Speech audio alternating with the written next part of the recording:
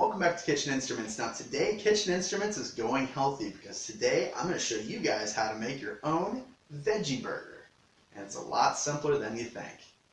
Let me show you. Okay, so let's take a minute to talk veggie burgers. Now, how do you make a good veggie burger? Well, it's actually pretty simple. Alright, so for our first step, we need to make our mince. Now, our mince is just whatever vegetable base we decide to use plus a binder. Now, for this recipe, I wanted to keep it as vegetarian as possible, so I actually omitted an egg. But if you're not a hardcore vegetarian, by all means add it. It's up to you.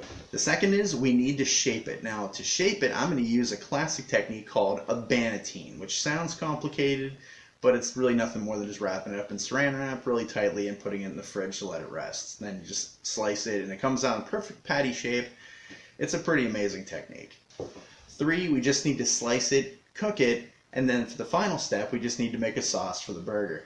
Now, for the sauce, I kind of did add an egg because I used mayonnaise, but again, if you're not into that stuff, you can substitute out whatever you want. You can use an avocado. Doesn't really matter. It's going to be all good. Alright, so who wants to take a stab at making a veggie burger? You're going to be surprised how simple it is. Let's do it.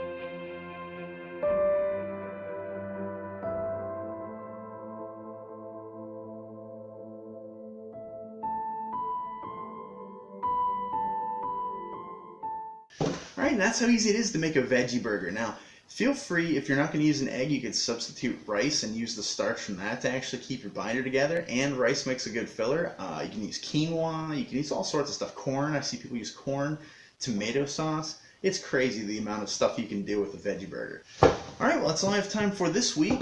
I'm not going to have any episodes next week. I'm going on vacation. So episodes will resume the week after that. So sorry about that, but we're going to get right back in the saddle again with my take on stuffed Hungarian peppers. It's going to be a good one. I'll see you in a week.